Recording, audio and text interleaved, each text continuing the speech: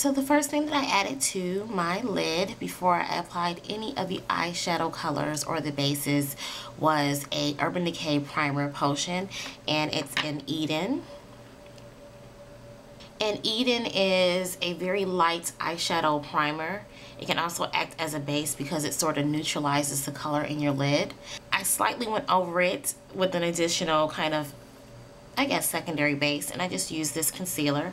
This is the concealer from NYX, and it is in the CJ07.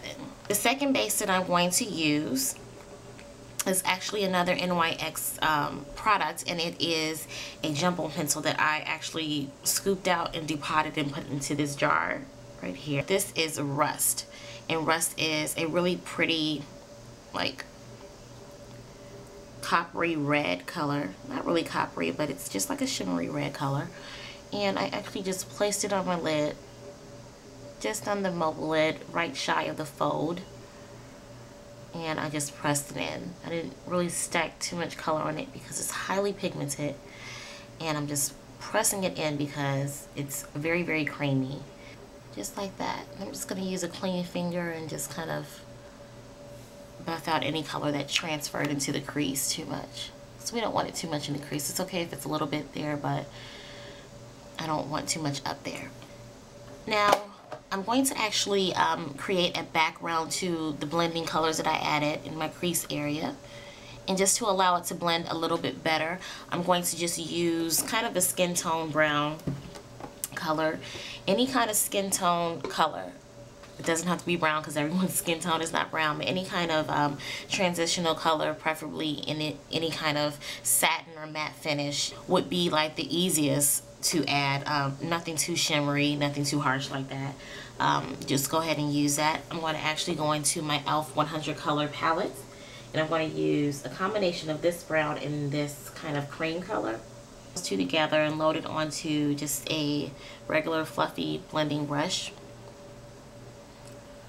And just add it to the crease area using windshield wiper lotions.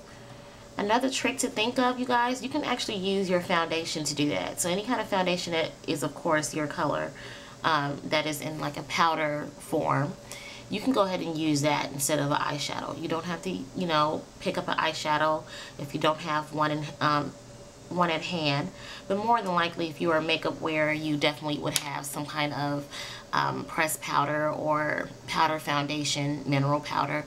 That will work too because it's definitely a skin tone color anyway. So go ahead and use that. Now the first eyeshadow color that I'm going to actually use is a pigment from Aboni Cosmetics, and the name of the pigment is Goldilocks. And Goldilocks is a very beautiful frosty cream color. It's extremely shimmery. It has a lot of gold reflexes in it, but I would say it's more cream than gold in my opinion. I'm going to actually load and it's very, very sheer too. When I put it on my brush, it looks like a lot, but it's quite sheer. So I actually have it in my brow bone area right here. It's not too pigmented. It's a very sheer pigment. And you know, there's a way for you guys to kind of get more pigmentation out of it by adding like some kind of wet mixing medium and patting it in the area as opposed to kind of shearing it on like I am. But I'm going to actually use this dry, and I'm loading it onto this big flat shader brush, and I'm just going to just lightly dust it in my brow bone area, going back and forth. I loaded it on both sides so that I can just easily, you know, reapply it without going back into the product. So I am going to just pat that right into the brow bone area, so at least that is the highest point and it's the most shine to it, or at least reflects the most product. And then I'm just going to go back and forth and just kind of blend it down. I'm going to go back into the blending brush that I used for my transitional color, and I'm just going to redefine that little area so that's not too shimmery, but it is shimmery enough.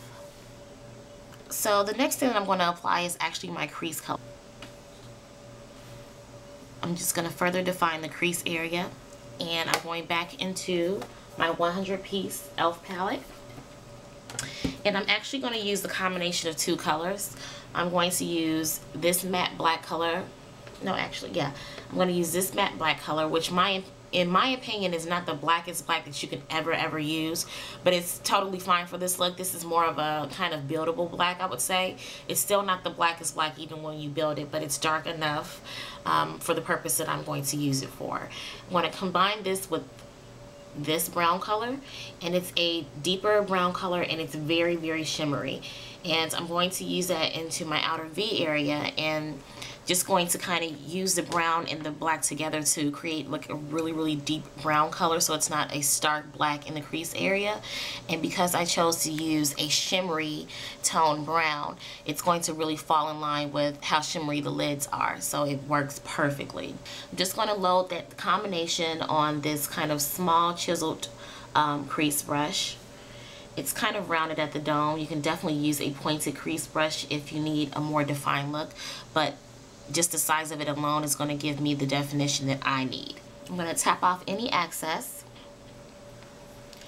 and what I'm going to start to do is I'm just going to kind of pat it into that area first. It's always easier to apply the product and blend it out later, so just pack it down into the area and then blend it out. You're going to get the most pigmentation out of it when you pat it down as opposed to just swiping it in the area. It doesn't matter what eyeshadows you're using. You can almost always get the most intense pigmentation by just using those steps. Just simply pat it in that area and then blend it out. And so I'm still kind of tapping it into that socket. I'm not swiping it. I think that is defined enough. Now I'm going to go back into that shimmery brown color alone, load it onto that brush, and I'm actually going to pack it right on the outermost part of the actual mobile lid. Okay? I'm not going to blend it out yet. Not going to blend anything out yet. I'm going to actually pick up the main vibrant lid color, and this is Wine, and it's also a pigment from Aboni Cosmetics, and Wine looks like this. Wine is a beautiful, I would even venture to say, cherry color shimmery pigment. It's really red. It's a really beautiful red though. It's quite warm, but it's more in the cherry family to me.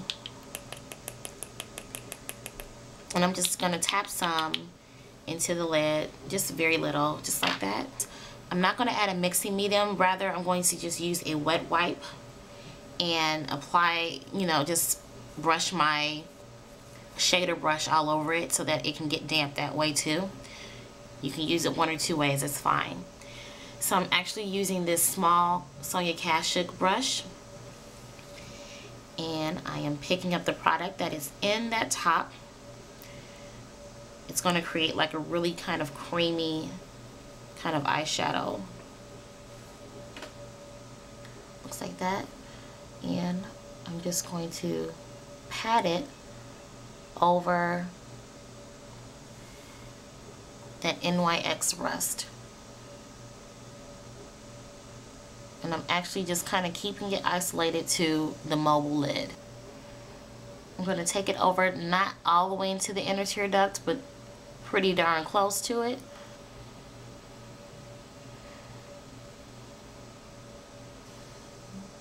Just like that.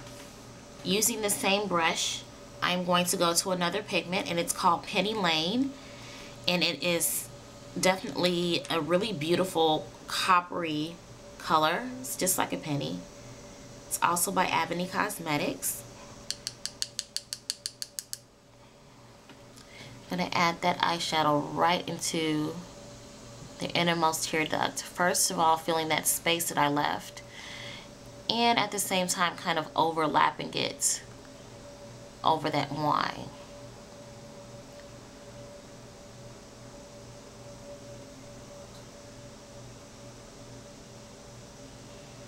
I'm just bringing that a little further up, a little above my little fold right here. Now you probably can't really tell too much, but there is a slight gap right there of color. The transitional color is there, but that's pretty much it. What I'm going to do is, before I start blending out this crease area, I'm going to load up that transitional brush, or the brush that I use for my transitional color, and I'm going to grab that shiny brown color that I used in this crease, just lightly dusting it on. It looks like a lot, but it's not. I'm going to start by blending that into the outer V and dragging that over.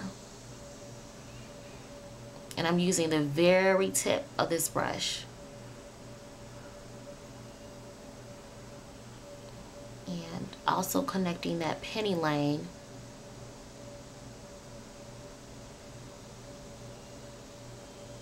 with that color. Next, just buffing out that area right there. Going in a diagonal motion. Okay, if you feel like you blended out the dark color too much, it's always easier to add more color. So go ahead and add more. I'm going to add a little bit more black than the brown, and I'm still going to have both mixed together. If you guys have any color that is the same kind of look as a black and brown, go ahead and use that. You don't have to make it more complicated and mix two colors. I'm just doing that. Loading the brush, it's a little bit more black than it is brown, and I'm just going to redefine whatever it is I feel like I over blended. Again, by patting it into that little socket or whatever area, and without adding any additional product to this brush, and using a lighter hand, I'm just going to soften that up. So that's it for the top half of the eye. That's good enough for me. I'm going to, of course, go to the lower portion. Before I start adding any eyeshadows that I have down here, I'm going to actually go ahead and line my waterline. I'm going to use Black Radiance's Classic Black Gel Liner. I absolutely love this gel liner. It has never given me any problems with dry out or anything like that. And I've had a lot of gel liners from different companies. And eventually, you know, they do dry out, but some dry out sooner than others. I haven't had a problem with Black Radiance's gel liners drying out on me. You know, it had a I guess longer shelf life than most of the more expensive ones that I've dealt with. So I'm just going to actually load this onto like a small detailed eyelining brush, and I'm actually going to go right into my waterline.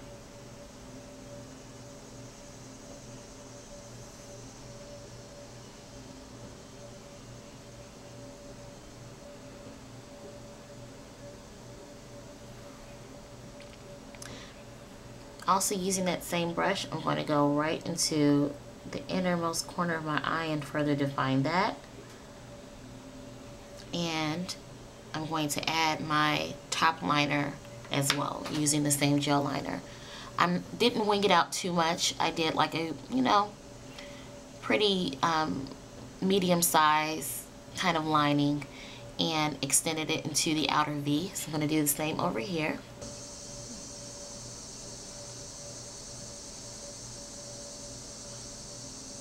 So just try to draw it as close to the lash line as possible. That's the easiest way I've learned to deal with this. Just pull it out and just kind of draw it like you're tracing over your lashes. If you feel like you need to thicken it up, go ahead and do so.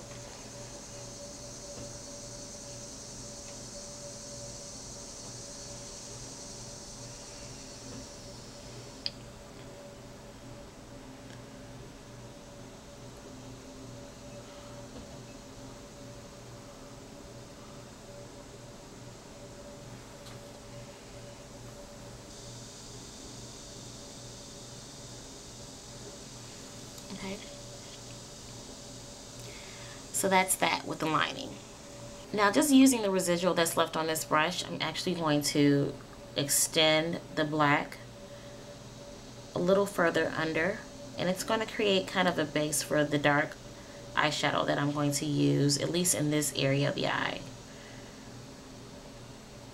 So I'm just bringing it over, and of course making it thinner as we go further into the inner corner of the lower lash line. It doesn't have to be stark black. That's why I'm just using the residual after I've, you know, got my precise lines in place.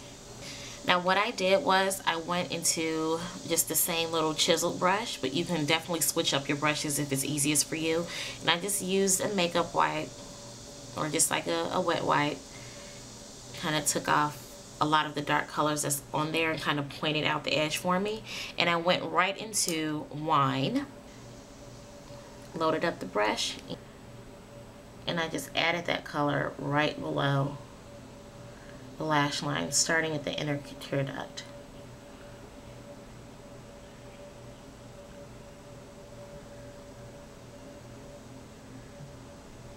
Next, I went back into that brown-black combination and using the same brush, but actually making it more black than brown. Added it to the outermost corner of the eye and blended into the Wine.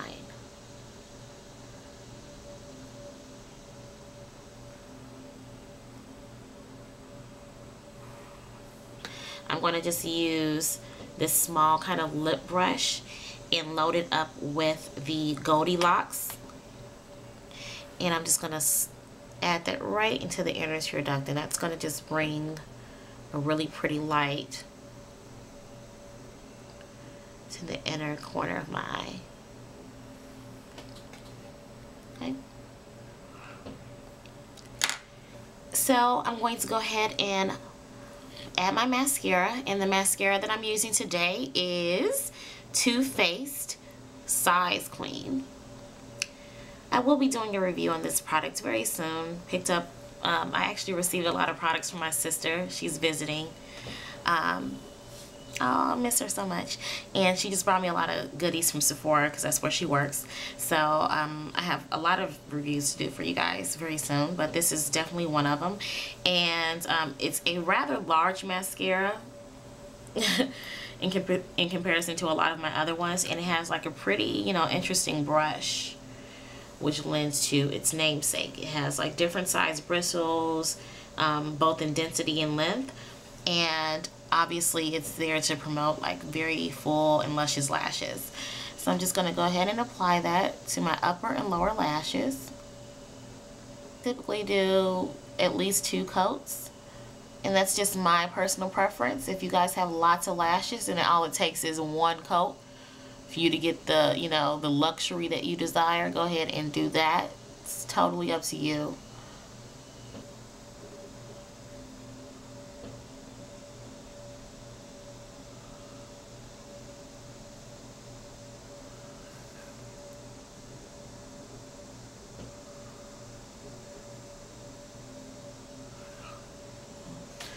So lastly, what I did was, as you can see, I'm kind of lacking in the the upper eyelash area, but I just typically always do this.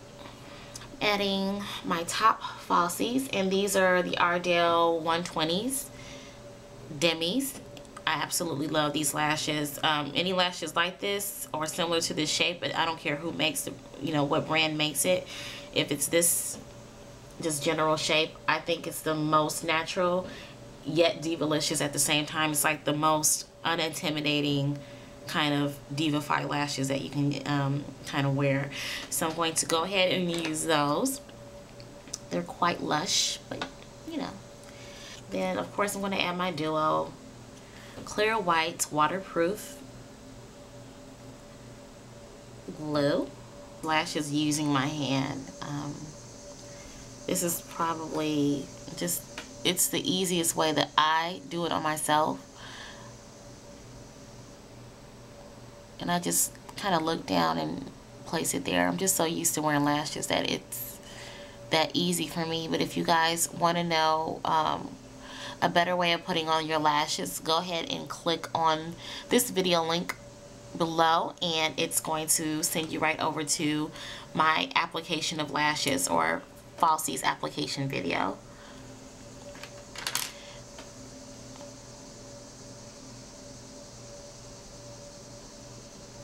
The way that I do it, and I'm just using the eyelining brush to kind of push the lashes right into the base of my natural lash line, just to make sure it's snug and right into place. You see those white fleckies? Those are, you know, it's the glue. It's all good. It dries clear. So just allow that to set. I don't try to agitate it too much after that. I don't try to press it in. That's why I just kind of lay it down and use this tool to kind of push it into my lash line and let, you know, nature do its course as it dries and sets. But that's pretty much it. After this, I'm going to go ahead and curl my eyelashes. Then I'm going to run a thin liner right over the track. And I'm using this Makeup Forever's Aqua Liner. I can tell you right now, like, as eyeliner, me personally, I don't think it really is as black as it should be, or, you know, it's not really the best liquid eyeliner that I've ever used. You guys already know that I love my L'Oreal liner Intense, but what I can say is the functionality of the brush is really, really user friendly, because it's like a felt tip, pointed tip, kind of stiff brush. It allows you to get like really nice thin lines. And I know it looks really black right here, you guys, but it honestly, as it dries, is very, very sheer. It's almost like a dollar store marker, if you guys know what I'm talking about. Not the Sharpies, but like the dollar store markers. That's kind of like, it just has like a little, it's more sheer than anything. Also, like, the formulation makes my eyes water a lot. It feels like I'm putting a marker on my eye. It just seems like it's toxic on my eyes. But that's just my personal opinion. But as far as like sealing my eyeliner, or as far as sealing the band and kind of making the band more visible on my eyelashes, it works okay, because it doesn't get too close to my eyes and my eyes don't water. But yeah, after I do that, we're going to get on to the rest of my face.